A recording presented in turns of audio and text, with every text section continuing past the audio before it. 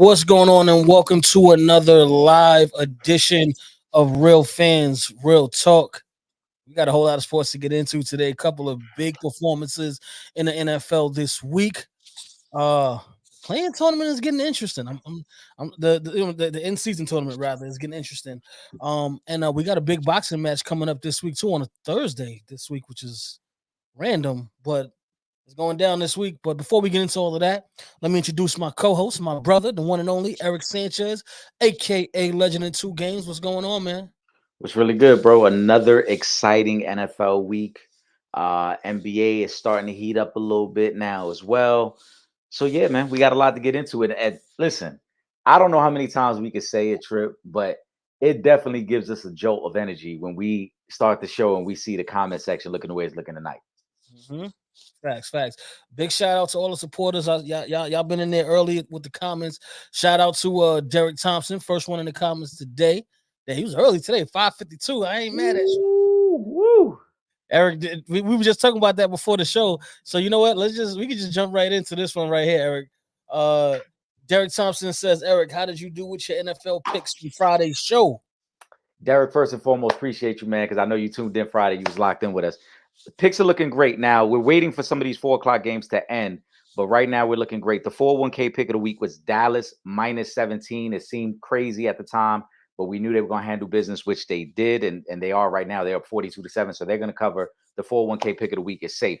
Other than that, I told you guys the Colts, which they covered. Who else I had? I had the Vikings, which they won outright and covered. I had Pittsburgh minus 3.5. They won and covered. I had San Francisco minus 3. They won and covered.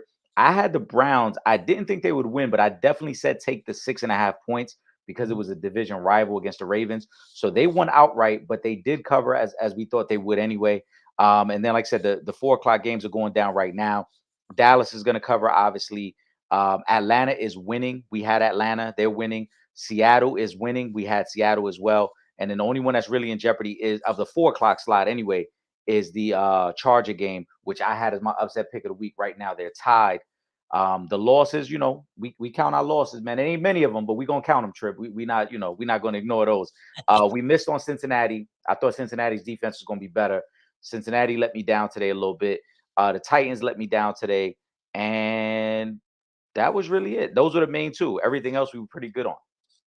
Got you, got you, got you. Y'all keep the comments and the questions coming in. We're gonna get to everything little by little. I see it's a lot of NBA stuff going on in the comment section as well. We definitely gonna get to the NBA, but it is football season right now. So we're gonna talk a little bit of football and then we'll get into the NBA later on in the program. Shout out to Pool, my senior comment too. We definitely gonna talk a little bit about that Candace Parker documentary. I wish they wouldn't have put it on football Sunday, but that's what they got the internet for, so we can get back to it. But we'll talk about that a little bit later on as well. Let me see where we at with football this week. Oh, San Francisco, they are finally healthy. Um, they looked really good today against a very good Jacksonville team, that has been playing very well this season, and they damn near got shut out in this game. Everybody looked good. Brock Purdy looked like the guy that we had come to know and love for the San Francisco 49ers team. The addition of Chase Young, who they got for the cheap. He was out there today as well. George Kittle did very well. Brandon Ayuk, Debo was back for these guys today. McCaffrey's streak did get broken, so no touchdown today for McCaffrey. So I know a lot of tickets got messed up behind that McCaffrey not scoring a touchdown this week. But the 49ers are looking like the team that we said preseason would be one of the two teams in the NFC Championship game. Eric, talk to me about the 49ers and how they look this week against a very good playoff team in the Jacksonville Jaguars. Well, this is what I expected, and this is why I took the Niners in my picks this week because when they're healthy and when Kyle Shanahan can game plan around the talent he has, they are very tough to beat. And they're able to make up for some of Brock Purdy's inefficiencies. But getting Trent Williams back, I thought was the biggest thing. To be able to secure that line and get everything steady again. And then, as you mentioned, you get Debo back, and we know everything Debo can do and how he just creates havoc for the defense. The 49ers are a really good team. And adding Chase already making a play today where he had a strip sack. Him and Bosa are a true like sack tandem. Very rare that you see that type of athleticism on the edge rushers. So Mhm. the 49ers are very, very good. I thought the 3-game losing streak was bad because of how Purdy played, but ultimately, this is a team that has bigger goals than regular season wins. They're back on track, and I think today they reminded us why they are one of the best teams in NFL. Yeah. Listen, as long as these guys stay healthy, they're on course to do what we predicted them to do this season. I know that's this, and this is why I didn't want to really bury Brock Purdy so much because one thing we've stressed is the significance of that left tackle position. And when you're talking about one of the best, if not the best left tackle in football with Trent Williams, that's a huge loss for the San Francisco 49ers, especially for, a quarterback who's still very green. You know what I mean? Like we forget Brock Purdy didn't even play the entire season last year. He came in after all of the injuries, so this is still a very young quarterback. But now we see him looking really good, looking like the Brock Purdy, like I said, that we've been used to seeing. He has his line back, he has his weapons back. Those guys stay healthy, they're gonna go on a nice little run to close out this season. So I think NFL needs to be on notice that the 49ers are healthy again and they looking for some get back. Absolutely. And you made a great point too. We got to remember Brock Purdy, even with today's start, I don't think he's started a full season worth of games yet. He doesn't have, I don't think, 18 games under his belt yet. So you're talking about a guy who was drafted somewhere. He was not expected to be part of their future plans. This was his first real off season where he was the feature guy. And then they dealt with some injuries and he had to adjust. And I think he was forcing it a little bit. He was trying to show everybody and prove to everybody he was worth being the starting quarterback as opposed to staying within his role. Now with all their weapons, he gets to just stay within his role. Yeah. Yeah. And that Detroit game just finished a crazy game for the day. Detroit beats the Chargers on a last second field goal, 41-38. That was that was the offensive game of the week, definitely. Shout out to Detroit, man. I don't know how deep they'll be able to go once the playoffs start, but they are a legitimate playoff team this season. Last year that offense was very explosive and they started to, trend in the right direction. But this year, what they've been able to do with the combination of Montgomery and Jameer Gibbs, who they drafted, early this in this draft, and then St. Brown has just been incredible. He's one of the best wide receivers over the past season and a half in the NFL. He's been amazing. I know Will is gonna be tight behind this this Chargers loss because that was a close one, but it was an old fashioned shootout. This is Yeah. what I wanted from the Dolphins and the Kansas City Chiefs last week, but this is what we got this week. Both quarterbacks did an amazing job. Shout out to Jared Goff, man, because this is somebody who Yeah. kind of got lost in the sauce, uh, with the Rams and the trade for Matthew Stafford, but it's looking like now the Lions got the better end of that trade because Jared Goff has been ascending up, and Matthew Stafford, when he's in the game, you know what I mean. He's been average at best this season. I know he's been dealing with a lot of injuries, but since winning the Super Bowl, it's been downhill for this Rams team, which we kind of knew because it was a situation where it was like they were making those moves to win now, which they did, which is great. But now you still need guys to perform, and Stafford just hasn't been doing that. Whereas on the other side of that, Jared Goff is in the upper echelon right now in the quarterback rankings. Yeah, and I think both teams won the trade. Obviously, the Rams got what they wanted out of it. They wanted a chance to win the Super Bowl. They won their Super Bowl. Yes. For the Lions, it allowed them to reset and kind of rebuild their roster without having to worry about the quarterback position. Because even though Jared Goff isn't a top 10 quarterback, he's more than serviceable. And we know that. I mean, he led the Rams to a Super Bowl himself. Yeah. So now when you look at what the Lions have done, I think it's great front office and great management. Look at the amount of talent they've really been able to assemble. As you talked about Jameer Gibbs, St. Brown, Jameis Williams, who was a first round pick a couple years ago, really he hasn't even produced yet. Yeah. Between injuries and him being suspended. Mhm. Sam Laporta, and then that defense with Hutchinson and all the things they've done on defense. Like Yeah. they've really been able to build up a nice roster around Jared Goff now. And it's paying off, man. We got to pay attention to the Lions. Aside from that bad loss to the Ravens this year, they've handled business against every team they needed to play. Obviously, got the win against Kansas City. Now win against the Chargers. The Lions are legit, man. Yeah, I like what I'm saying. A little bit of disappointment for me this week, man. I know you mentioned it briefly, but my Ravens. This is another one of those games where I spoke about last week, where the Ravens could be undefeated this season. A couple of fourth quarters, they just did not come to play football. Um, the only thing for me that is like, all right, it's okay, is that the Bengals lost, because I the Bengals, I believe, are more of a threat than the Browns once towards the end of the season, once that playoff push is coming around. So the fact that the Bengals took a loss too is good for me. And you did say last week the Ravens just need to come out of this next two games 8-3. So now you really gotta go. Well, they're playing in Baltimore, so you gotta defend your house next week against a very good Bengals team, and I think they'll get right back to where they need to be. But tough loss today. Yeah, I thought that again, as you highlighted, they just had to find a way to get through this 2 game stretch 1-1. You don't want to lose 2 games here. These are the Browns defense is legit, and we know that because we saw the way they handle business against the 49ers. Mhm. So for the Ravens, the most concerning thing though is that these blown leads in the fourth quarter, because this was something that kind of showed his ugly face last year, and then it's doing it again this year because they were beating the Colts. You and I were there. They Mhm. get the safety on Minshew, and all they had to do was run out the clock, and they couldn't do that, and they allowed the Colts to get a last-second field goal. Yep. They were up 10-0 on the Steelers, and they couldn't close that game out. They were up big today, and they couldn't close that game out. And today easily was Deshaun Watson's best game as a Brown. I think he finished the second half of that game 14-14. He had no incompletions in the second half of that game. But the Ravens, that to me is the one part that you got to be concerned about. The offense looks great. Lamar has played well. They found ways to get Odell really going now, and they've been able to overcome the injuries. Even though it looked like the left tackle might be out now, he got hurt today. Yeah. But that defense has to find a way to close out games because the 3 losses this year, as you mentioned, they could easily be undefeated, and they couldn't just come up with one stop. Exactly. So, what are you gonna do? Shout out to the Texans. Another big win for them. I was reading on ESPN.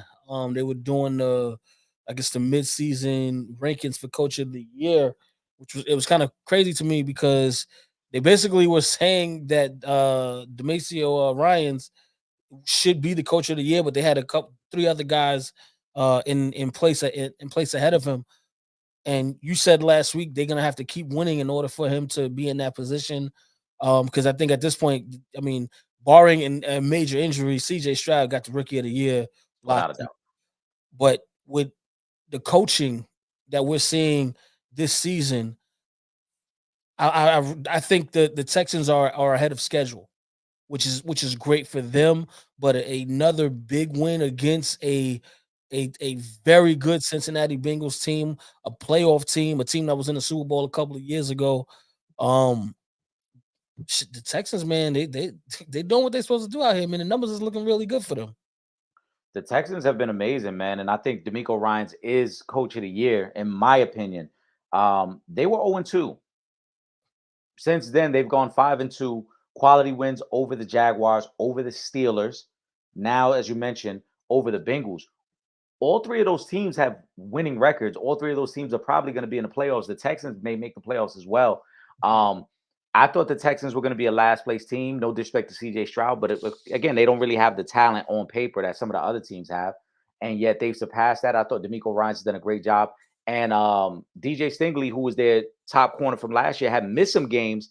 They got him back today, but the defense has still been thriving. Will Anderson hasn't played as well as we thought when he was drafted number 4 overall. But again, D'Amico Ryans and his system has worked really well. I think D'Amico is the guy, man. Coach of the Year, unless they completely bottom out the rest of the year. They're 5-4 right now. They got a legitimate chance to win 9 games and have an over 500 and winning record.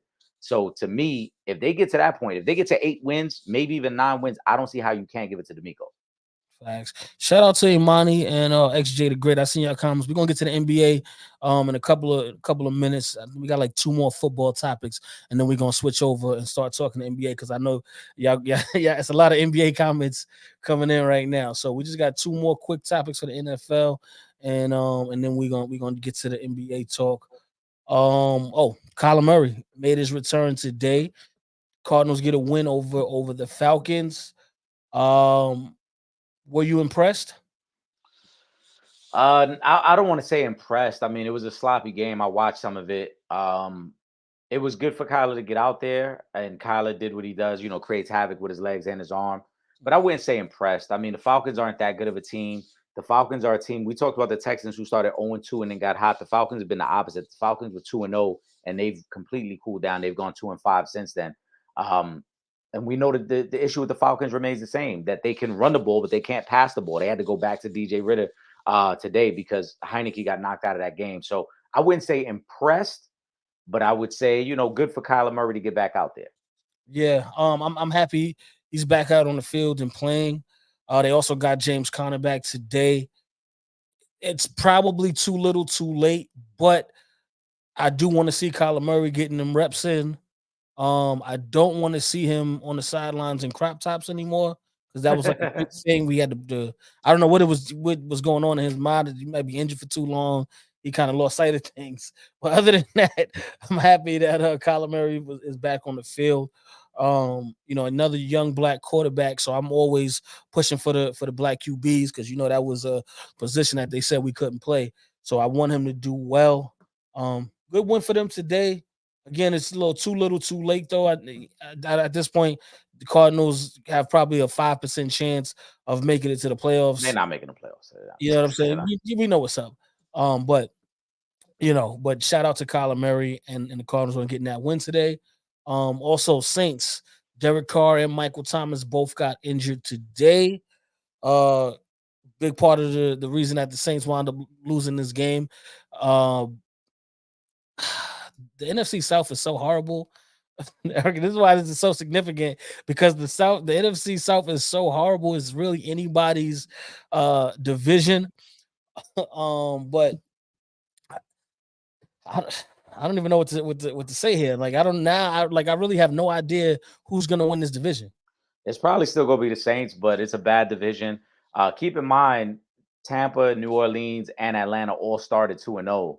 And then since then, they've all, had bad losing streaks. And the only team that's over or at 500 is the Saints. Mhm. But these teams are going to beat up on each other. They're not going to beat many teams outside of their own division. They're going to just beat up on each other. And then it's going to be the last man standing in the division, probably the Saints. That's my early prediction. Well, shout out to Drunk. We saved you from this Giants Cowboys game. Good to have you in the building. Listen, man, the Giants are doing what they're supposed to do right now. Okay, we are tanking for Caleb Williams. All right, we want the young kid out of USC, and that's what we're doing out here. So every loss for us is a win. We down to second from the bottom. All right, all we got to do is get the Carolina Panthers to beat one of them teams in the weak NFC South. And we're gonna be in business, baby. We doing what we got to do to get where we need to be in the future. Shout out to the New York Football Giants for getting it right today. Yeah, this season's over for the Giants, and that's all you got. You gotta you gotta play it smart now and let Tommy DeVito start all these games. He's terrible. Mm-hmm. Let him lose these games. I said it before this week. I don't know why you're still playing Saquon. I would be Bro, making up an injury, and I would be talking to Saquon behind the scenes like, look, let's work on a new contract. Let's just get the new contract done. yeah. Let's get you a 3-year deal similar to what Jonathan Taylor got. Mm-hmm. Let's focus on the future. We're gonna draft a quarterback, but there's no need to put unnecessary miles on Saquon at this point. Exactly. Especially knowing the injury history that he has. Yep. All right. Before we jump over to the NBA, really quick, Eric. Um, Sunday night football pick, Monday night football pick. We got the Jets versus the Raiders tonight, and then tomorrow we got the Bills versus Denver.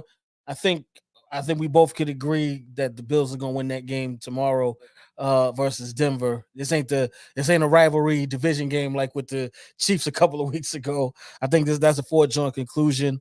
But what about the Jets versus the Raiders? Who you taking in that game? So I like the Jets tonight to win. This is a perfect opportunity for them because that defense is really good, and Vegas offensively struggles to get beyond 17 points. So this game will be right in their wheelhouse. I like the Jets to win tonight. Tomorrow, I do like Buffalo to win, but if you want to talk the spread or people putting money on it, and I would be careful because the Broncos aren't a good team. But I would say take the Broncos and the points. Broncos defense actually has been pretty good since they gave up that 70 piece to the Mhm. Dolphins back in week 3. But if you look at the numbers, defensively, they have been better since then. And Buffalo offensively has struggled. So I think Buffalo wins, but I don't see Buffalo beating them by more than a touchdown. Okay. Yeah, I agree. I got Buffalo winning that game. As far as Jets and the Raiders, I like the Jets in this game. I'll tell you right now, the AFC East is not a foregone conclusion just yet. We still got a race on our hands.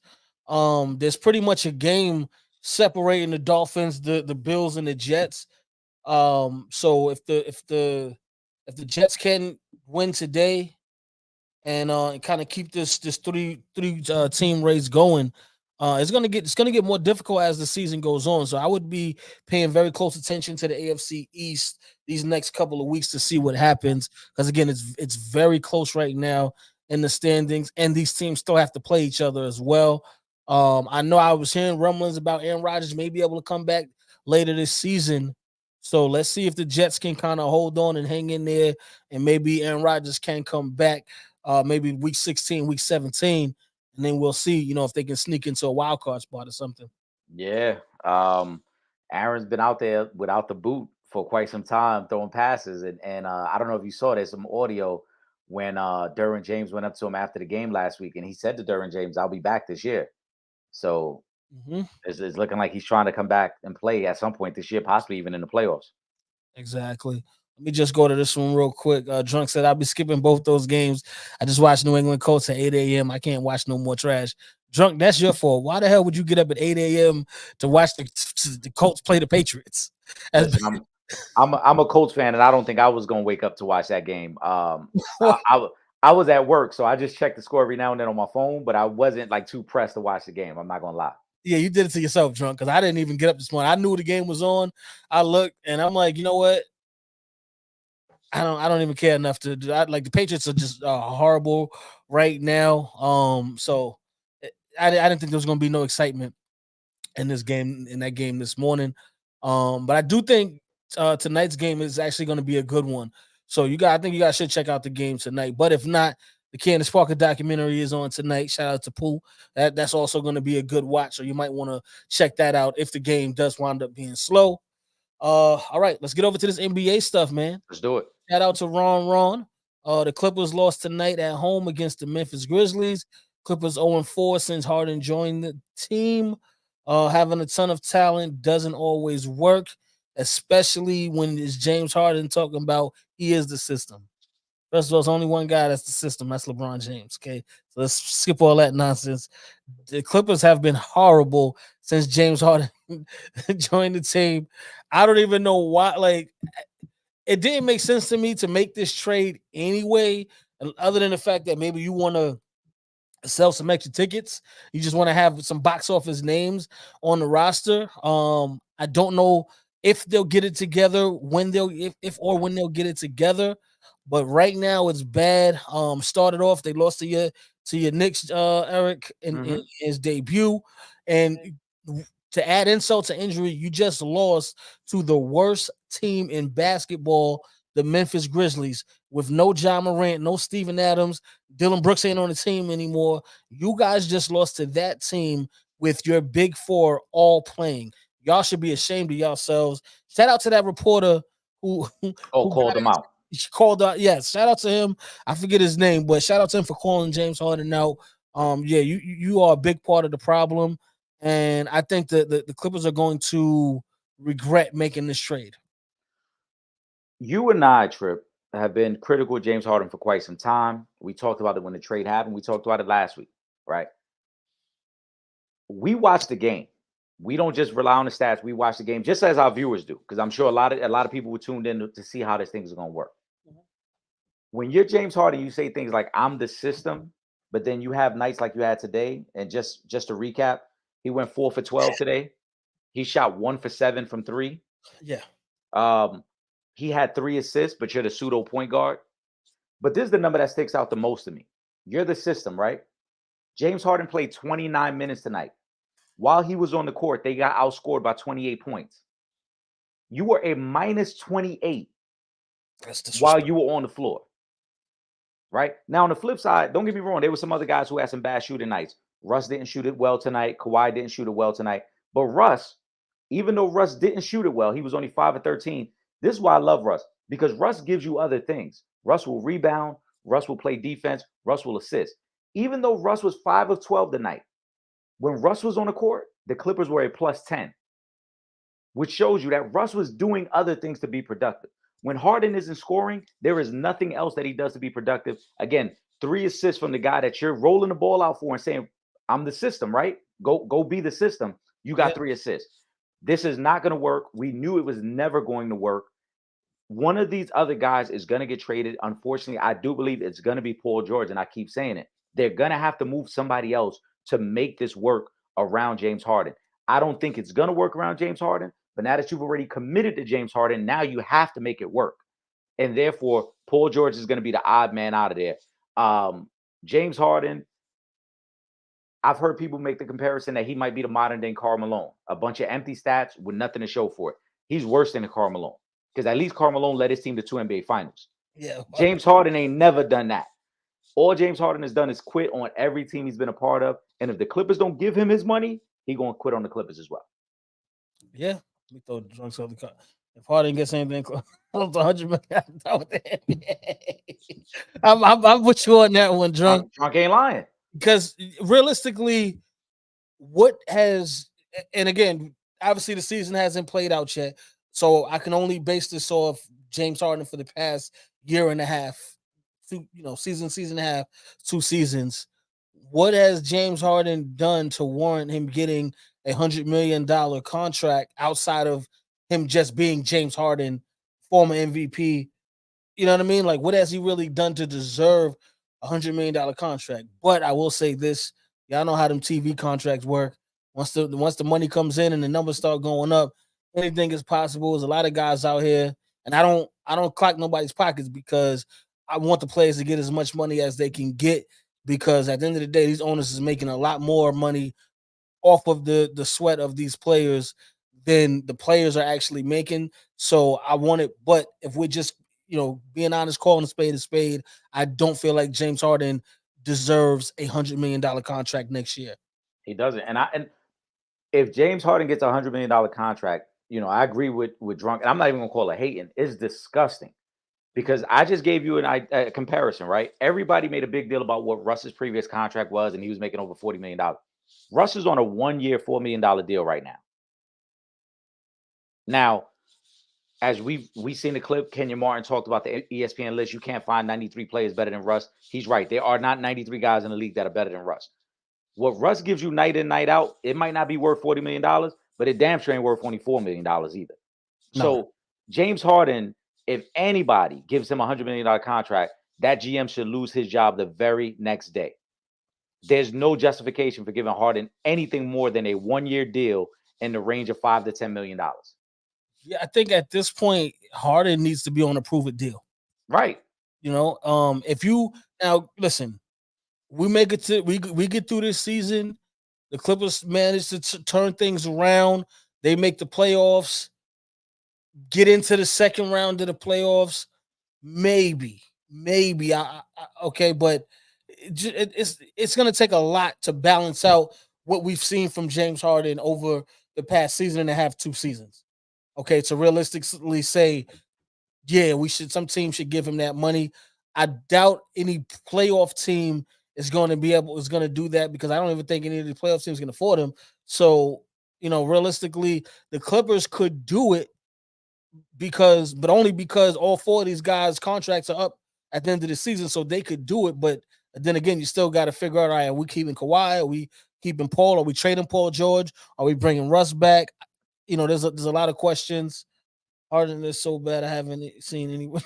Yeah, I mean, but Trip, I'm gonna say this too. Second round ain't enough, because James Harden lives in the second round. That's what we always see him in the second round.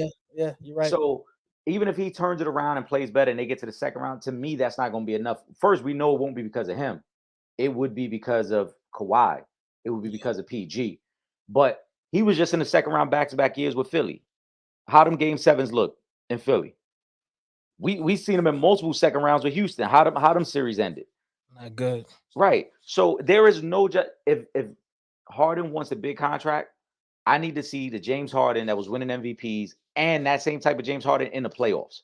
That James Harden ain't here no more. All right, then the $100 million shouldn't be here no more. And we should be applauding Daryl Morey for being smart enough to know, nah, I'm not gonna give you that. I'm not gonna give in to your every wish and demand, and I'm not giving you that. Should have got your bread when you could. You blew that, and that's it. Right. Let me go to shout out to XJ the Great. He says, "Who's the greatest New York point guard ever in your opinion?" XJ, let me ask you this, and you can type this in the comments. Are you saying who's the best New York point guard to play in the NBA? Or are you saying who's the best point guard to come out of New York, just period, whether they played in the NBA or not? Because I could give you two different answers for that question. If you're saying NBA, I think I go with Stephon Marbury. If you're saying point guard that made it to the NBA, if you're just saying a point guard from New York, period, then I probably would have to go with Earl Manigault. Earl got to be up there, but I agree. I think it's Steph. It's got to be Steph. NBA and away from NBA, because Steph is also a street ball legend as well. So it got to be Steph. That's my opinion. Yeah. So there you go, XJ. Shout out to XJ the Great for that one. All right, let me go back up top because we got a whole lot more NBA talk. Okay, Kevon. Oh, and I'm the Duke fan on the show because I seen your other comment down there, Kevon. I'm the Duke fan on the show. Yeah, it was a tough loss for us to start the season, but I do think we bounced back. But let's get to this comment here. Scoot Henderson for the Blazers been struggling. I always felt he was the most ready of the rookies because he played in the G League. But watching him, he can't really shoot well. Another thing is he's going to be out for a couple of weeks with the injury. I like Scoot, but again, I think he does have to develop the jump shot needs to be improved. But again, Portland is not a good team. No. You know what I mean? So I don't expect him to be doing the unthinkable right now. I think that he just needs to work on getting acclimated to the NBA game because even playing in the G League, it's that's great, but it's not the NBA. Okay, so I think he really needs to focus on getting acclimated. Well, once he's back from the injury, he's gonna need to do that and just focus on getting better. We know this Portland Trailblazers team is not going to be good for a little while. They got a couple of young pieces, but they're far away from being a playoff team. And I'm talking about they're probably far away from being a play-in tournament team at this point. They need a lot of work. So for him, he's just have to focus on getting better, being the best version of himself, and continuing to improve. Yeah, they got a log jam of guards over there as well. It was one of the reasons why when they were trying to trade Dame, I was glad that they didn't bring in Tyler Hero because you still got Shaden Sharp, who's young. You still got Anthony Simons, who's young. Obviously, Scoot, young. And then they got Malcolm Brogdon now. So you got a bunch of guards. You got a lot of young guys. And then you got other guys who are trying to get their own shots up because Jeremy Grant takes a lot of shots. Yes. DeAndre Ayton takes a lot of shots. So I think he's in a very awkward position where he doesn't have a true position. He's not a true point guard. He's probably, smallish in terms of a shooting guard. So he's kind of a slash combo guard, and he's trying to figure out his way. He will be better as the season goes on. I think it's way too early to call him a bust, though, Drunk. Way too early. You're talking 5 games in. Come on, Drunk. 5 games. you gotta get a young kids a chance, man. Like I said, he's played 5 games. It's not enough for us to even throw that word around. Drunk is, Drunk be sipping, man. It's all Drunk, good. Listen, Drunk is a harsh critic. Drunk want results today. Drunk don't care. If you don't come in on your rookie debut and put up 50, you're a bust. Drunk ain't trying to hear, wait and see. I need to see something today. Where the results at? Show me the results. Okay. Shout out to Derek Thompson. He says, "What's the deal with the Bucks issues early on? The defense has fallen, losing Holiday. I think on paper we like they got Dame. They finna be the best duo. Bucks are 5-4 so far. Again, we talked about this a couple of weeks ago Yep. when we talked about the moves that the Celtics made and the moves that the Bucks made. Bringing over a superstar who can possibly be the best player on the team, the dynamic changes a lot from what the Milwaukee Bucks were a season ago. And yes, they do lose a lot on the defensive end with Holiday being with the Celtics because he was their I don't know if he's necessarily because I mean Giannis is can be a good perimeter defender too, but a lot of times Holiday is guarding the best wing on the other team, so you're missing out on that. But again, you said 5-4 right now. That's 9 games into the season. With a acquisition like bringing Dame over and removing Holiday from this team, that's gonna take time for that chemistry to gel.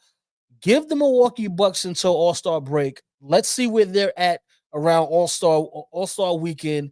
Then let's start to judge that trade and see if we how we feel about the Milwaukee Bucks at that point. Because 9 games is really not enough when you're talking about bringing over a superstar to a team. Um, I'm not surprised by any of this. We knew they were going to struggle defensively. I even highlighted their struggles in the playoffs last year and why Dame wouldn't correct what their issue was, which is defensive stops in late game situations. Also, the team is older. Like, they've had a little bit of a run now. Let's not pretend like, they just came on the scene this year. This is a team that was the number one seed back-to-back years. This was a team that was, before they even won the finals, was expected to compete for championships. So they've had a several season run now where they're a little older. Bobby Portis is older. Brooke Lopez is older. Very Chris Middleton is older. Like, Giannis is really the only young guy on the team. Everybody else is and Dame is older too. right. That's what I'm saying. So you're gonna have these type of situations where it may take a little while for the car to warm up. I'm not even going to judge it based off the midway point of the season because this trade for Dame was not made to just be a number one seed in the East. It was made to compete for a championship. And Drunk, you beat me to it. I was going to say a brand new head coach in Adrian Griffin as well. So to me, this is going to be judged on how they play in the playoffs. If they're the fourth or fifth seed in the East, but still come out of the East, it won't matter. We won't worry about the regular season. But if they continue to struggle defensively, I promise you right now, they will not get past the second round of the playoffs because they cannot stop anyone defensively. And that will continue to be a problem as the season progresses. Yeah. Shout out to Drunk's comment. Let's not forget Bucks got a brand new coach, Adrian Griffin, who clearly is not better than Mike Budenholzer. I'm sorry. Um, One of these days, these teams gonna get over the BS and call my main man Mark Jackson, who I'll probably say is top 5 New York point guard. Okay. But they don't want to give my man Mark Jackson a chance. So listen, when you got guys like this, thinking up the joint, we'll see how it goes. Yeah. Let me see who we got over here. D man, the Mavs off to a 7-2 start so far. Luca playing MVP ball and Kyrie Irving ain't no distraction so far. I like it. I like what I'm seeing from Dallas. They took a tough loss to Denver. That was one of the 2 losses they took. Mm-hmm. But other than that, yeah, they played really well. Shout out to Kyrie Irving. Um, no, we haven't heard any off court stuff. I mean, again, 9 games into the season, so we still got time for some things to happen. But yeah, they're playing really well together. This is what we thought we were going to get last season. And obviously we didn't, but again, similar to what we just said with the Bucks, you're adding a superstar to a team, it takes time. They got through a season, they went through the off season, they got training camp, preseason. Now they looking good. Can they maintain this? I think they're gonna be in the playoff race. Like I don't see them not the way they're playing right now, like I don't see them not making the playoffs this season. They just gotta keep it up. Yeah, they're gonna make the playoffs. I think that since Luca and Kyrie got the offseason to kind of figure things out, it's worked out really well for them. But we can't overlook the impact of Derek Lively, the rookie who's come in right away. He's giving them 8 and 8 every night, and I think he fits them better than what they had in Christian Wood, who they thought Christian Wood was kind of going to be their athletic five who can get up and down the court. But Christian Wood don't really play defense. Derek Lively does. So he fits him a little better. They're off to a great start, and it's good to see. I think Luka is playing phenomenal right now. Yeah, look, was a full blown monster, and however long he lasts, prime for prime, he's going down as one of the greatest ever. Possible. Yeah. He got to get that MVP first though. Before we start jumping him up the ladder, you gotta get that first MVP because we know he ain't gonna get no defensive player of the year awards. So you gotta get that. I'm just keeping it real, So you gotta get that first MVP, and Joel Embiid is going to make that very difficult for you with the way he's been playing again this season. Let me go back to D-Man's other comment here. 76 is just taking care of business, aren't they? They got them role plays from the Clippers and they fit Maxey as a rising star. Absolutely. And again, that is the thing when you are trying to acclimate pieces as opposed to when you are trying to acclimate superstars. The 76ers are trying to acclimate pieces into that system, but the game plan hasn't changed. The 76ers run through Joel Embiid. That's going to still be the same. And then guys just got to come in, fall in line, and do what they're supposed to do. And that's what they've been doing. And Embiid is looking like, yo, I want a back-to-back MVP. Yeah. Yeah, I mean, I think the Sixers, the distraction of Harden being gone, and I talked about this on Friday as well. The fact that now Nick Nurse has more of a fluid offense.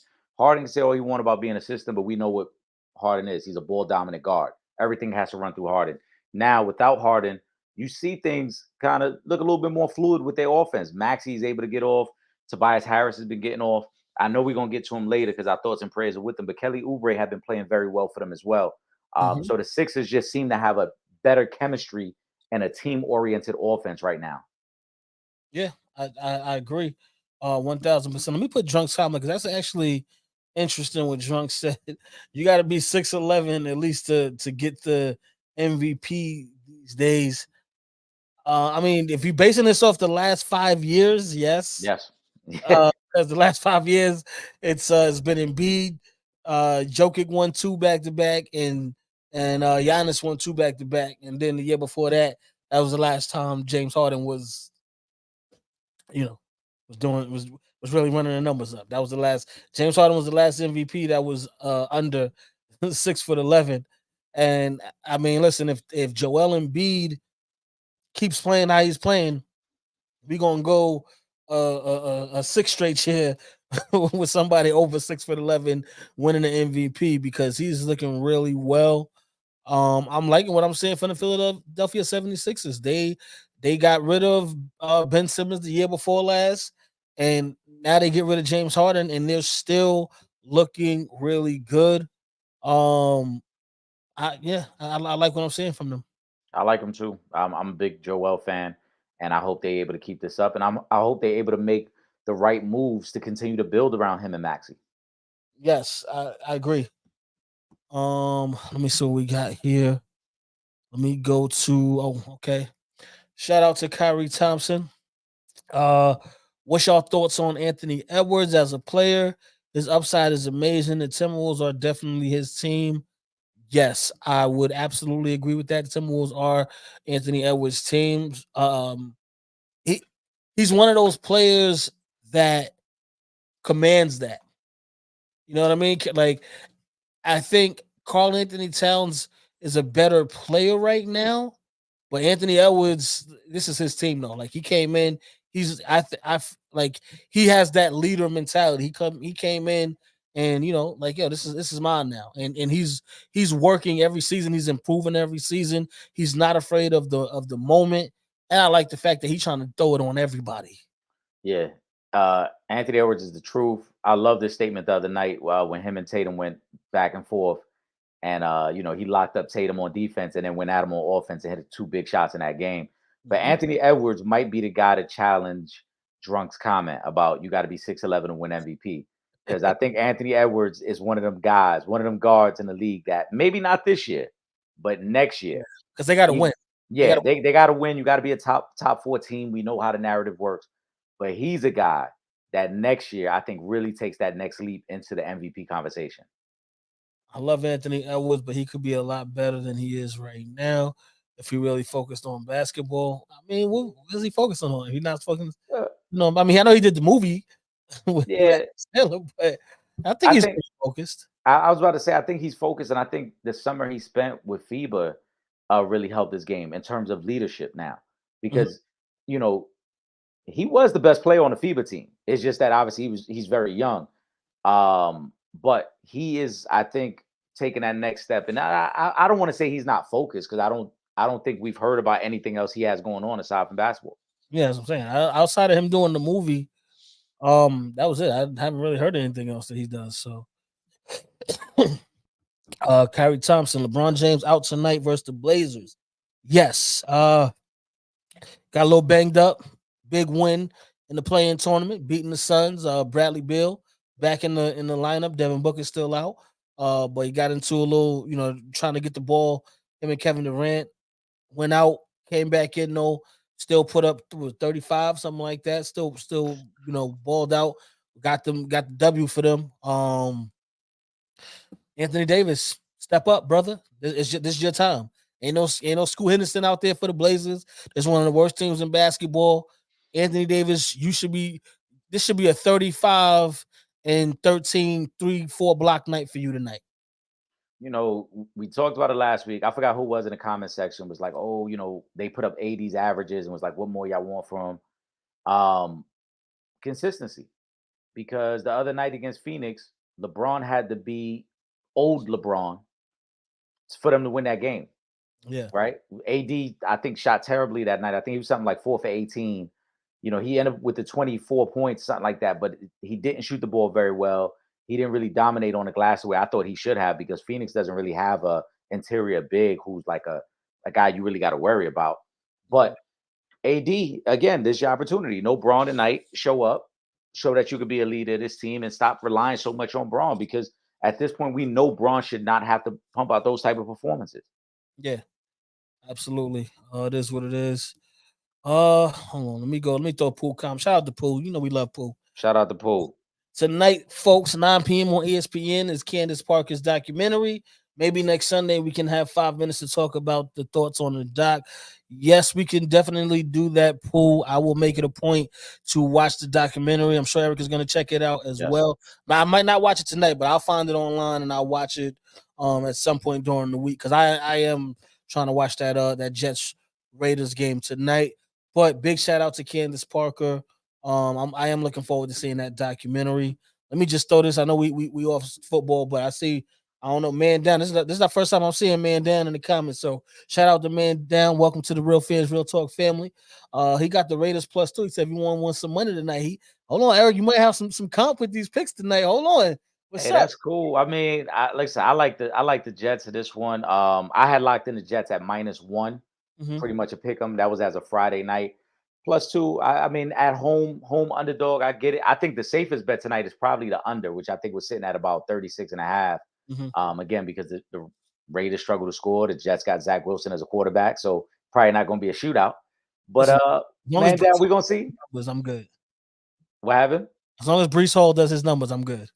I think he will. And this Vegas defense has been pretty good. So, the issue isn't their defense, it's more their offense. That's why I'm leaning more towards the Jets because I would not be surprised if the Jets defense even either scores tonight or creates a short field for them to score. My guy, Hoop Baller Scoop, what up, man? Y'all ever watch Gilbert Arenas' show? Why does he make it a point to kill the 80s and 90s players like he does? Then he acts like he was all world. Yeah, Gil had a 3-year run. I think he made all NBA and all star. He comes off as disrespectful to me. I like Gilbert Arenas, man. I know sometimes this takes me a little outlandish, but I rock with Gilbert Arenas. I do think from the most part, he is coming from an unbiased place. So I'm not mad at him for a lot of what he says. And yes, he does be getting at the guys from the 80s and 90s a lot. And some of the stuff I do agree with though. So I will say that. But shout out to Gilbert Arenas, the quickest draw in the West on the East. So, he got them things. Yeah. Gil is clickbait. That's all it is. And he knows what to do. It is borderline disrespectful, because he makes it seem like ain't nobody was out there playing. Like, come on, we know there was some great players out there in the 80s and 90s. And Gil did have a short run. Now, Gil was nice. Don't get me wrong. Yeah. Gil wasn't trash. Gil was nice. But Gil also talks a much bigger game than his resume would show. Yes. Because Gil did not accomplish the same guys that he's criticizing from the 80s and 90s. Gil ain't accomplished half the things that most of those guys accomplished. Mhm. So, but again, this is all for the clickbait. This is all for your attention. This is all for you to go over there and engage with Gil. He knows that he's doing it well. Yeah. Hey, man down. You know what? Just because this your first time in the comments, my first time seeing you.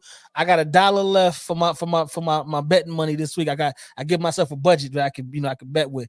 I got $1 left. I'm gonna put $1 and I'm gonna take the Raiders on the plus like you referred. And next week, make sure you back in the comments next week because if I bet this, if I don't win, all right, you better be here to take accountability for yourself next Man, week. Put the listen, man. dollar.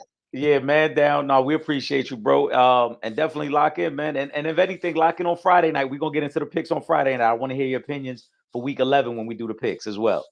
There you go. Shout out to man down. Who we got next? Let's see.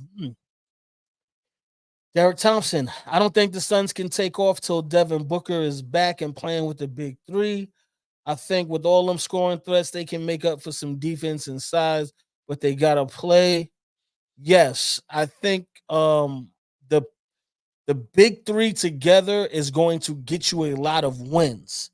Now, is it going to help you out in the playoffs when the game slows down and you got to play defense because now you're playing against the best teams and you have no depth and you also got damn near half the roster is injury prone players. I don't know how that's going to work out, but yeah, during the regular season, that big three is going to get a lot of wins just because those three guys are on the court. Playoff though, that's going to be a different story. Um, I'm not a fan of what the Suns have built. I'm on record as saying that. Mhm. Yeah, they got to get booked back and they've got to find a way to get the minutes all together to really see what they have. But the real issue with them is there's no true point guard to get you into any offense. And when you got three guys who are so used to just creating for themselves, you get a very stagnant offense. You get an offense that's very easy to play defense against. That's why I think they struggled so much against Denver in the playoff game in the playoff series last year. So that's going to continue to be an issue for them. It's going to be good to see them during the regular season. I don't expect much come playoff time. I want to see more of Bol. Like I don't know what's going on. Why is he not getting minutes? I don't know what's going on, but I would like to see Bol. But yeah, they got a long ways to go, and we knew they were an injury prone team coming into this season. But I mean, to start the season off, you don't have Bill, Devin Booker is in and out of the lineup. Like and again, I don't wish injury on people, but I just feel like the way this is going, Kevin Durant is gonna be next to to get hurt just because these guys are missing so much time. Him having to do damn near everything, what I mean, by himself right now, pretty much. Because again, even though Bradley Beal is back, he's on a minutes restriction, so he's gonna be doing a lot more because they can't fall too far behind now. You know what I mean? That's the Yeah. thing. They're gonna see the benefits that they have as a healthy big three of Bill, Booker, and Kevin Durant is those three guys will beat most of the teams in the NBA. You know what I'm saying? Just with that, it's just the upper echelon of teams is where they're gonna have problems, but they have to win games now because they don't want to fall too far behind. Yeah, but I don't think they're really worried about that in terms of like seeding and standings. The issue is they just got to play, bro. Because Book and KD ain't really played a lot of games together. So now you're trying to integrate Bill into that as well, and then you got Nurkic, and you got some other guys who really never played together. So it's just about reps at this point for them and trying to make it work. Along with, we can't forget, there's a new head coach. Frank Vogel got to implement what he wants to do in late game situations, and when you don't have all your guys, it's tough to get everybody comfortable with the execution in the last 2 minutes of a game. Yeah, I agree. Kevon, let's see. Steph Curry is a Yo, four-time champ. Ron just made me laugh with that comment.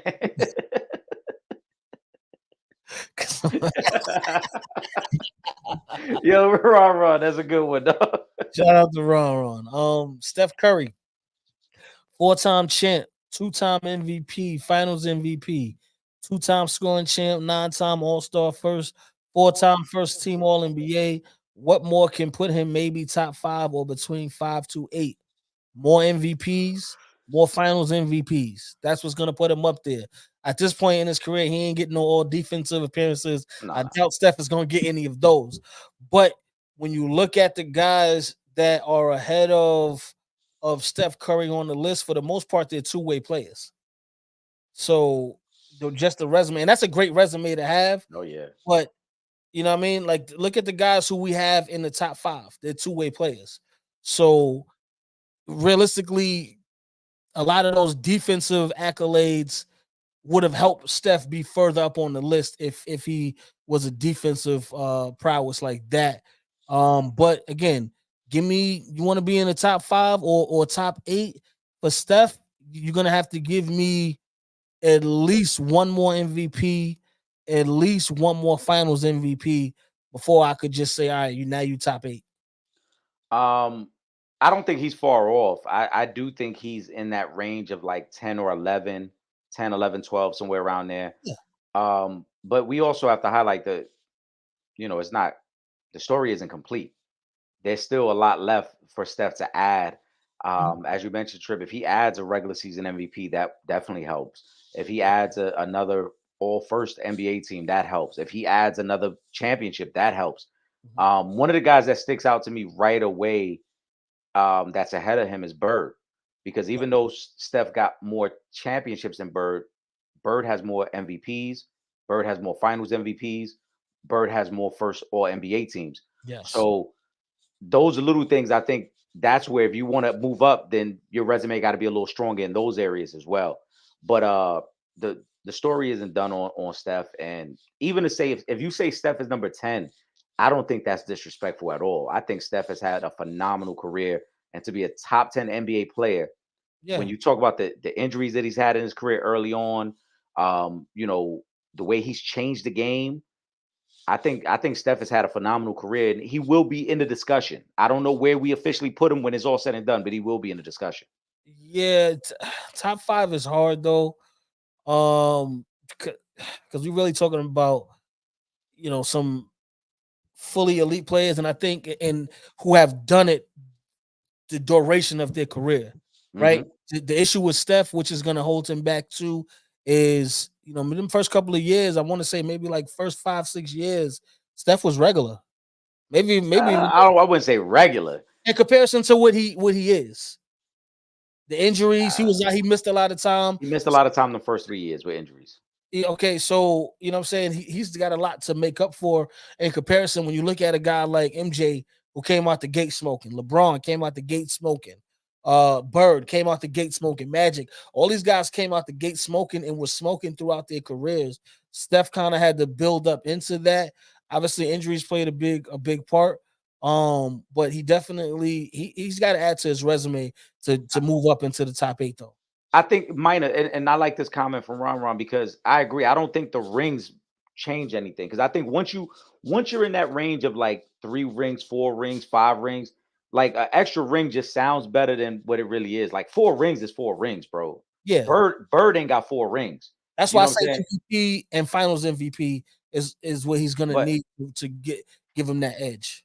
I just think, and I agree with Ron. I think if he gets 2 more All NBA first teams, Mhm. you know what I'm saying. If you get if he's able to get another regular season MVP, I think those things might be able to elevate him. My rebuttal for everybody here, though, because I agree, I think Steph is in the conversation. Mhm. My rebuttal is, who are you taking out? Because it's easy to say, oh, this guy should be top 5, this guy should be this. All right, so then who isn't top 5 anymore then?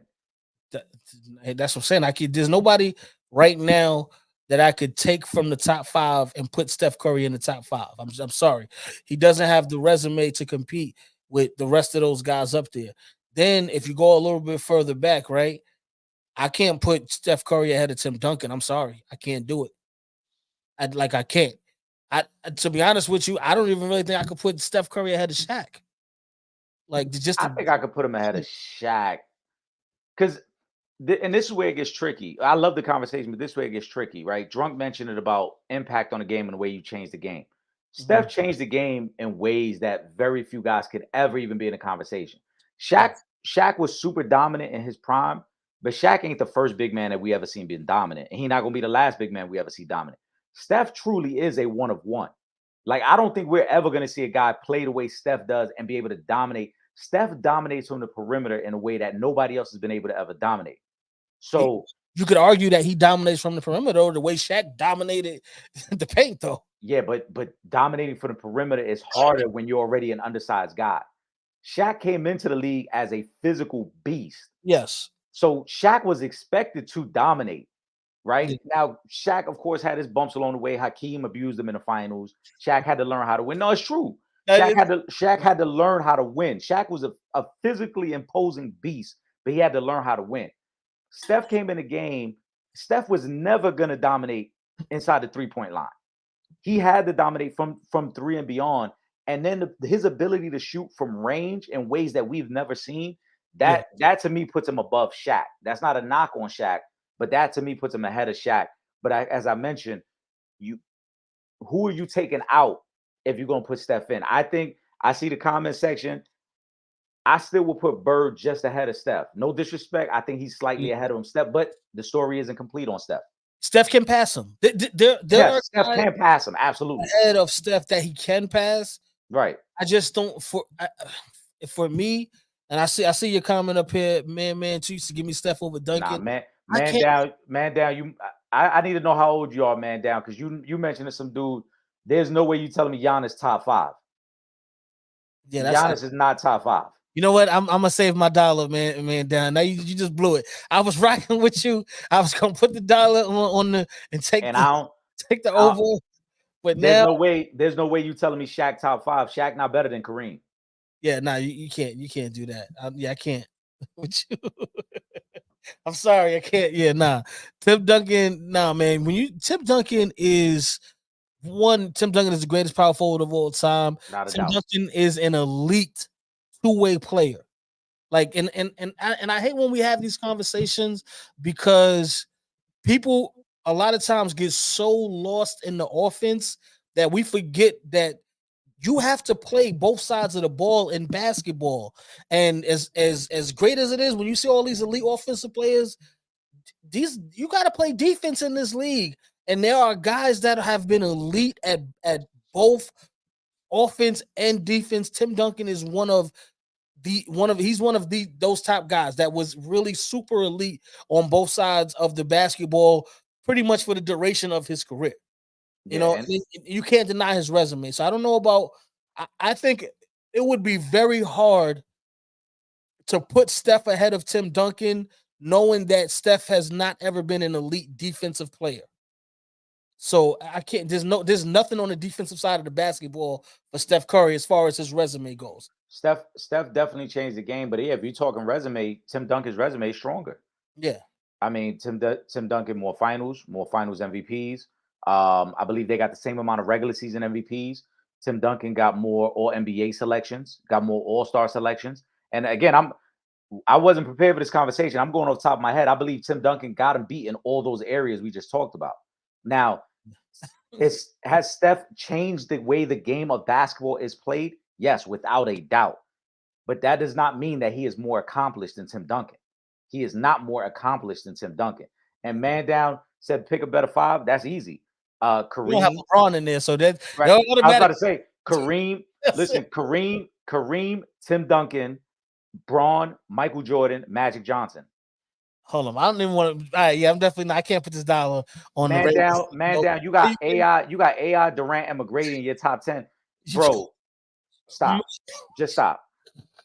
McGrady is lucky that he was the first ballot Hall of Famer. Stop. Okay, and I love Tracy McGrady, but Tracy McGrady ain't top 10 nothing all time. Tracy McGrady doesn't even have nowhere near a resume to say he could be in the top 10. So you got McGrady in your top 10. I ain't heard you mention Magic. I ain't heard you mention Tim Duncan, Kareem. Where's LeBron? You ain't mentioned Braun. You ain't mentioned Hakeem. Bill Russell, nobody. No, no, they won't. And what? They were in 2K, maybe in 2K. I'll give you in 2K that 5 might beat a couple teams, but first of all, ain't no top 5 if LeBron James ain't in it. Shout out to my man LeBron James, got the museum opening up right now. You know I had to get a shameless plug in there, Eric. I'm sorry, but bro, you didn't even say in your 10. You didn't even you have not mentioned LeBron James yet, Man down. Let me know. I want to know how old man down is. I can't do this with you. Thank you, Hoopball the Scoop. Thank you for bringing some clarity. He got Curry in his top 10. Okay, I respect it. He said no order though, but that's his. Okay, me throw in my no order. I respect MJ, that. Magic, Kobe, Braun, Bird, Duncan, Kareem, Wilt, Curry, Shaq. That's fair, but I'm pretty sure Hoopball the Scoop don't have Curry in the top 5 though, so I'm sure he's in the back 5 on that one. A man down is 42. All right, well he old enough to know, but I don't believe it. Nah, come on, man. That's out of Nah. If you want to take Embiid is more skilled than Bill Russell. I'm not. Well, when we talking about the player resumes is what we talking about here. Like Embiid doesn't come close to that. I'm sorry. But all right, so man down, if you 42, you take Embiid over Hakeem Olajuwon? I will hope not, because if you 42, there's no way you telling me that you taking Embiid over Hakeem Olajuwon if you've seen Hakeem Olajuwon play. There's no way. Yeah, that would be crazy. And AI was one of my favorite players too, but I still don't have him in the top 10. So I love them guys. I love AI. Yeah, we got number love for all them guys, but we got to be realistic too. Is Kevin Garnett more talented than he was more versatile? He wasn't more talented. More versatile was not more talented. Yeah. Yeah. And again, the guys that you guys are naming are guys that we love. Like I love Tracy Brady, but he ain't top 10. That's just crazy. We not even gonna do that, man. Tim Duncan is definitely better than Garnett, but yeah, Garnett is more versatile. And Garnett is more of a fan favorite, but that's because the attitude that he has on the court too. Because Garnett be talking crazy. Let me see. None of us have Kobe in the top 5. No, Kobe's not in the top 5. We spoke about this before. You know what I'm saying? Much respect to Kobe. Absolutely. But Kobe doesn't have the resume to be top 5. I don't know if you guys seen Gilly and Wallow on It Is What It Is, and Gilly was kind of running things down. Like, yeah, Kobe is an all-time great. That's never gonna change. But if we're talking about totality of players' careers and their resume, Kobe was also, in comparison to the other guys that are in the top 5, Kobe was a late bloomer. He didn't come into the first of all, Kobe came in he came in as the backup. Everybody else that we talking about came in and was starting from the gate. And they built up from there. And there's no slight to Kobe that we don't have him in the top 5. It's just that we talking about how many NBA players have there ever been. You know what I mean? Like, yeah, it's once you get to the elite of the elite, then you got to start going to different areas and looking at different criteria. And yeah, and you got to look at the total points, the assists. Thank you, drunk. Thank you, drunk. Say, let me throw Drunk's comment. I can't still charge. I mean, James Flitters 3K to learn post moves to do. Thank you, drunk. And B could never word. Yeah. Man, now Tracy McGrady was averaging 26 to 28. Yeah, but that was what, one season? That's cool. That's not his career. He did it for multiple years. Yeah, but that's not his career average, though. No, that's not his career average. He did it for multiple years, and that's cool. Nobody's taking that away from T-Mac. And I even had this debate with somebody. If you really want to talk resumes or like stats, I should say, T-Mac was better than Scottie Pippen. When you look at the numbers, Scottie Pippen. But Scottie Pippen's best season in the NBA is that year when Mike first retired, when Scottie averaged like 21, 6, and 5. T-Mac did that at least 6 times in his career, where he averaged more than 21, 6, and 5. So if you want to throw the average out and be like, oh, he averaged 26, 28, I mean, all right, cool. Then that means he better than Scottie Pippen. Most people ain't ever gonna put him ahead of the Scottie though. You know, Hakeem shut Hakeem, down Shaq. Come on, stop, bro. Hakeem could guard anybody, and Hakeem was way ahead of his time. yeah. Come on, we got. Matter of fact, like Embiid is kind of like a baby Elijah. Right. Like, because remember, Elijah was shooting the threes too. All right, he was knocking down the threes. Hakeem could do everything. Yeah, and we talking about elite players on both sides of the basketball. Hakeem Olajuwon is one of those guys. The crazy part is Hakeem, the 80s and 90s is probably the golden era of centers in the NBA. Yeah. And Hakeem was the best center at that time. Mm-hmm. Better than David Robinson, better than Shaq, better than Patrick Ewing. Yeah. Drunk said T-Mac not even the best player. Yo, can we gonna create a drunk fact segment because drunk is come on, thank you. Word. Let me They throw too up light. Come on, bro. Hoop Baller Scoops comment. Both of y'all, who was the best Laker, Magic or Kobe? If we're going resume, I gotta say it's Magic still, just because his resume is better than Kobe's resume. But I do think it's close though. I think it's very close. Magic probably was the best player on his team longer, I would say, than Kobe. But again, I think it's very close between those two. But I give the edge to Magic though. I give the edge to Magic. I mean, what we talking? 9 finals appearances in 11 years, 12 years. Mm-hmm. I love Kobe, but there were peaks and valleys with Kobe. We can't forget there was a time when he ran Shaq out of LA, there were a lot of people questioning if Kobe could be that guy. Yeah. I don't think there was ever a time when anybody questioned if Magic could be that guy. It was pretty apparent from day one that he was the guy. So I think it's Magic, but that's no slight against Kobe. Again, you're talking legends. Yeah. All right, let me go back up. Let me Man start. down. We're not going to continue to entertain this. Yeah, I'm just going back up because I know we got a bunch of comments up here. Oh, let me go. Let me throw. This is the other comment I was talking about. Forgot which one of y'all like Duke, but did y'all see Duke lose to Arizona at home? Duke got Michigan State Tuesday. Yes, they do have to bounce back. And again, I'm the Duke fan on the show. Happy college basketball is back though. That's a fact.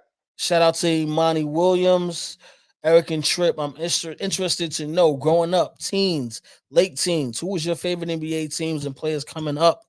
Michael Jordan was my favorite player coming up. And Chicago Bulls was the team I was rooting for because Michael Jordan was on that team. And Scottie Pippen was my second favorite player. I've always been a Knick fan. Actually, Mike killing us every year made me a more diehard Knick fan because I wanted us to win even more. My favorite player outside of a Knick, obviously, because at that time, Pat and John Starks were our best 2 guys. My favorite guy outside of New York, though, was Penny Hardaway. I love Penny's game. I always loved his game. And I wish the injuries didn't rob him of his athleticism because young Penny was a problem. Yes. Remember Little Penny? Yeah. I'm sure. I remember 7th grade. I had the pennies first day of school where I was that dude with the pennies on, man. Shout out to Penny Hardaway, man. I do. He's one of the guys where it's like, damn, I wish the injuries, didn't happen because he was one of the ones. Grant Hill's another one. Brandon Roy was I think was one of them ones, and the injuries, took his career from him early. Yeah. Let me see. Derek Thompson, Teresa Edwards. Can y'all reach out to her again? If y'all haven't, she would be a treat to come on. Yes, we can. And also, guys, we need y'all. Y'all gotta be rocking with us when y'all see them. When we posting on Instagram and when they posting, y'all gotta at them and tell them, listen, we need y'all on Real Fans Real Talk. We need the backup, man. That's what the family is for. We got to do this thing together. Y'all gotta flood their comment section and let them know. Exactly. Until they get up here. Yep. Joker and Shaq is the best centers, and Hakeem. Stop. Just stop entertaining this. I'm gonna go to this comment. I'm one of those Lakers fans who is down with Kobe, so I have to stay for LeBron with the Lakers. I get it. I definitely get that. But what are you gonna do, man? Let me see what else we got up here. Hold on, just commented. S- I hit up Shell Miller 3 times. Yo, this is why I rock with you, Hoop Ball and Scoop. I literally I DM'd her. I want to say 3 days ago. I DM'd her again. So we all working on it, man. We moving some things around. We gonna get to it, but just keep y'all keep pushing the envelope on y'all end as well, and we gonna keep doing what we got to do on our end. All right, to work on getting the people on the show that you guys want to see.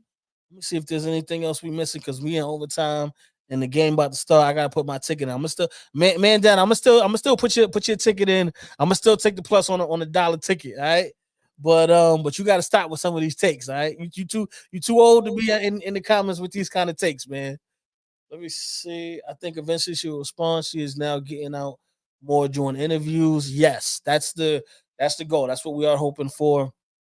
But in the meantime, we still got some other guests that's gonna be coming up soon too. We going this in the winter season. We're gonna have some really good guests that I know you guys are going to enjoy questioning and doing y'all homework on them so y'all can come back in once we start posting who's gonna be on the show um for us this for the rest of the year. We do got some really dope guests that'll be coming on the show. Let me see. Is there anything I'm missing up here? Where we at? Where we at? Let me go. I feel like there was a comment. Did we get to? Oh, just shout out to Ryan, I'm man. not I'm not ignoring you, Trip. I'm trying to get my ticket in as well. Okay, it's all good. The gambling never stopped, baby. We gotta get the tickets in. Facts, facts, facts. Let me see. Was it? Oh, wait, hold on. Who's down? Okay, here we let me go to this one. Yvonne, what I like about this show, fans ask questions on interviews. Don't sometimes the guests be shocked. We be shocked that y'all know stuff about the guests sometimes. I ain't gonna hold you.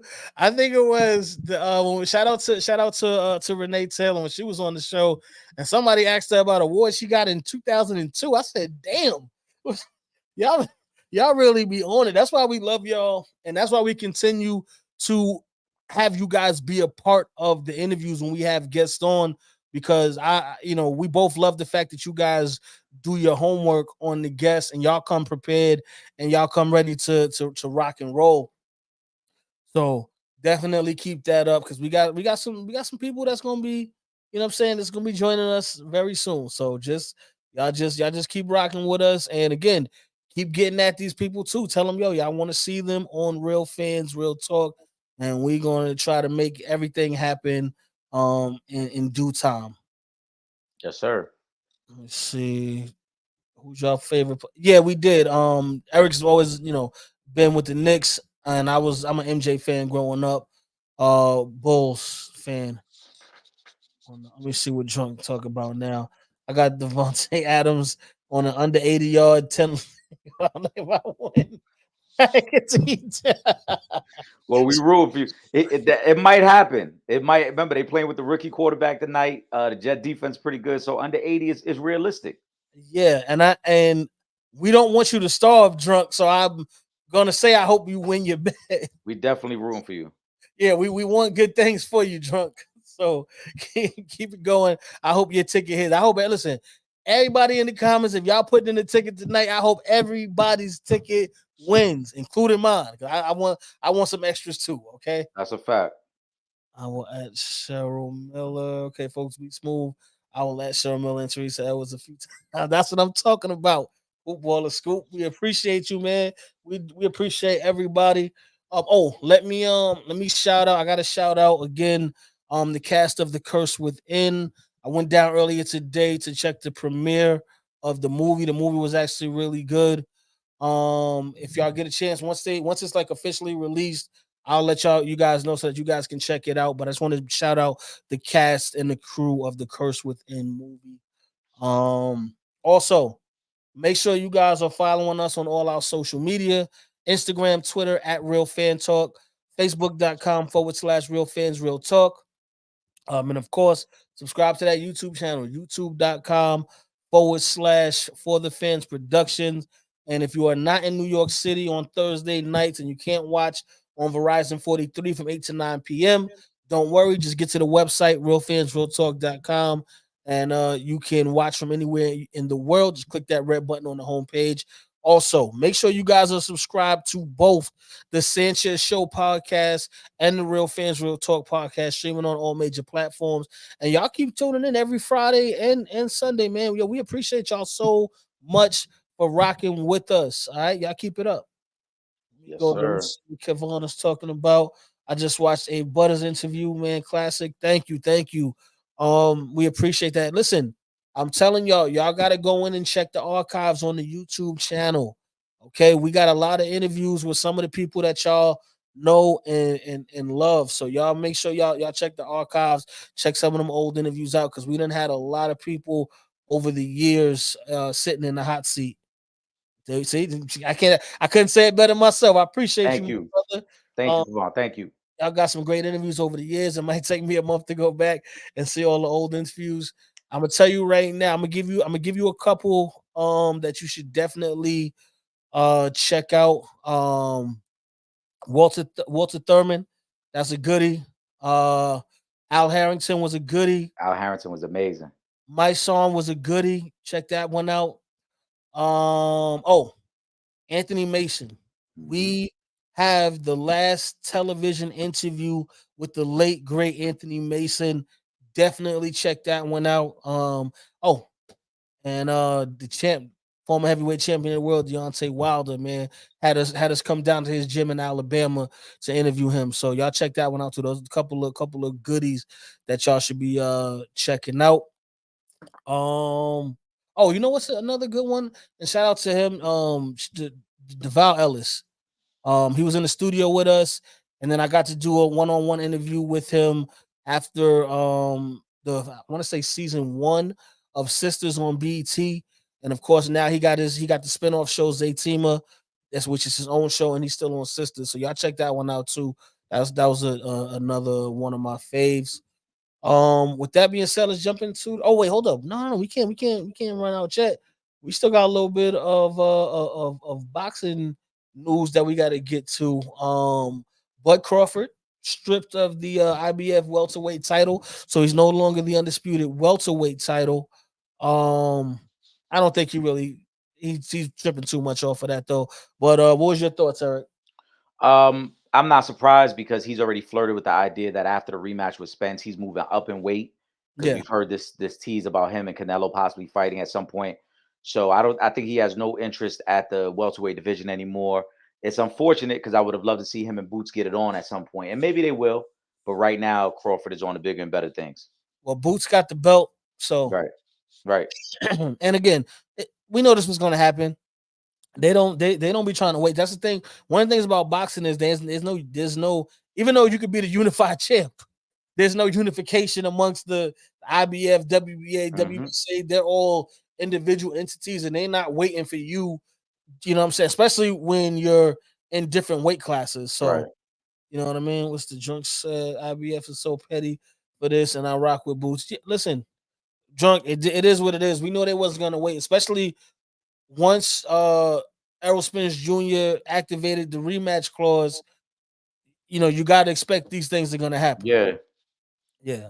Hoop Baller Scoop, are you says the cat married to Megan Good?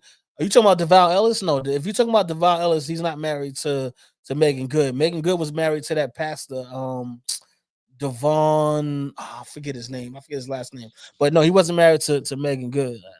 Now, if I see Megan Good, and I might pop the question to her, but that's neither here nor there. Okay. Let me see. How are the young boxers that are brothers? Have they had any fights since they was on here? Talking about Justin and Chris Biggs. They haven't fought yet.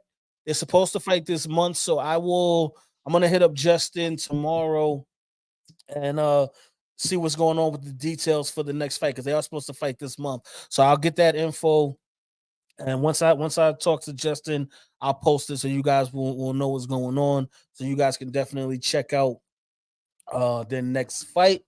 Also, Thursday, the most randomest ish ever. I don't even know why. I'm not gonna complain because this is one of my favorite fighters. Shakur Stevenson and Edwin De Los Santos will be fighting for the vacant WBC lightweight title. Um, I mean, I think everybody knows by now. I'm taking Shakur Stevens in this fight. Eric, I don't want to jump out the window here, but I think you are on that same page with me. I'm always with you on when it comes to Shakur. You know, he's one of my favorite guys. So I got Shakur pretty much against anybody. But we'll see. I don't understand why this fight is happening when it's happening. It's weird on a Thursday night. Who's it? Hold up. Let me see who's the Thursday night football game this It's week. Baltimore. Oh, it's the Ravens Bengals, right? Yeah. Oh man. Well, you know what? They're not fighting until after the Thursday night game goes off the air. Like Shakur Stevenson, that fight won't happen early, so I'm not surprised about that. Pooh, Drunk is out of control, man. there you got Shakur fighting during. Yo, I swear, He let me said, go to "All right." Pooh's comment, man, because Junk is crazy. Did y'all see the Neil Long and Jeezy interview? Yes, Pooh, we know you messy, but we love you for your Yeah, messiness. It's fool. okay. We ain't gonna call you out on it though. You good? I know I'm messy, but they seemed like they was feeling each other. Y'all felt that. If I was sitting down doing an interview with Neil Long, y'all would say I felt like we was feeling each other too. Who wouldn't be feeling Neil Long when if they doing an interview with her? That's Nia Long is one of the queens that has been one of the top fantasy women for I want to say maybe 20 years now. He even got a song with how my man said Nia Long in the cherry thong with the lights on, sipping Perry on with Kelly Price on. All right, that's Nia Long. Who don't love Nia Long, man? All right, Pooh. Now you're getting out of pocket. I'm not even about to put this comment up here. Pooh be out of control too in the comment section. Paul, we love you to death, Paul, but that's out of pocket. I can't. I'm not even about to post. I'm just gonna say pause. I'm not even gonna post that because I can't even read that comment out loud. Okay, because you didn't even say it like you saying it. You, if I read that out loud, it's gonna be like I'm saying it, so I can't even say that. Good night, Paul. We appreciate you so much. We appreciate everybody. Eric, final thought, man. As always, man, we appreciate you guys. Pooh said, I'm not that drunk." We gonna have to set up a separate comment section for them to go back and forth. But nah, we appreciate everybody as always, man. You can be anywhere in the world, but you're rocking with us. And do remember Friday night, we got the Friday Night Live coming back next week. That'll probably be the last one for a few weeks because then after that with Thanksgiving, I won't do a Friday Night Live that week. But You know we what? I got might pop into the live this week you got to because pop in. You know, we got week 11 picks. We answering questions and comments, and we trying to get to this money out here. It's a lot of money to be made on picks, so we get into it. your drunk is crazy. So I'm good. I just got cheated on. Man, drunk Listen, got no mercy. I don't care what you say, drunk. I'm still taking Nia Long. Okay, you keep that nonsense over there, man. I'm just gonna say as my final thought. Thank y'all again, man. Y'all keep us motivated every week, and we're gonna keep coming back, and we're gonna keep bringing y'all new stuff. We got listen, guys. We have some surprises that's gonna be coming up for you guys. So make sure y'all stay in the loop, man. Just stay in touch with us. Keep rocking with us. And with that being said. For myself, Trip Young, my brother, Eric Sanchez, aka Legend in Two Games. We up out of here. Peace.